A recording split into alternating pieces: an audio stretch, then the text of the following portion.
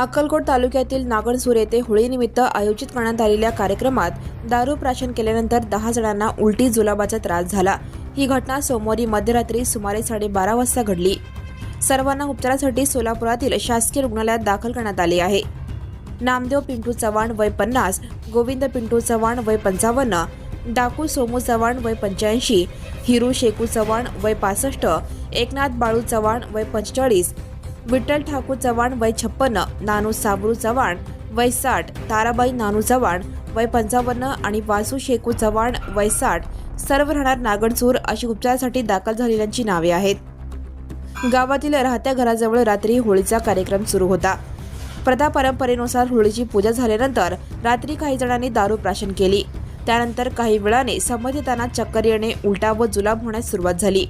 त्यांना तातडीने अक्कलकोट येथील स्वामी समर्थ रुग्णालयात दाखल करण्यात आले। दिवसभरानंतर पुढील उपचारासाठी मंगळवारी रात्री 8:15च्या सुमारास सचिन चव्हाण, दीपक चव्हाण आणि उमेश चव्हाण यांनी त्यांना सोलापूर येथील शासकीय रुग्णालयात हलवले। Subscribe now and press the bell icon. Never miss an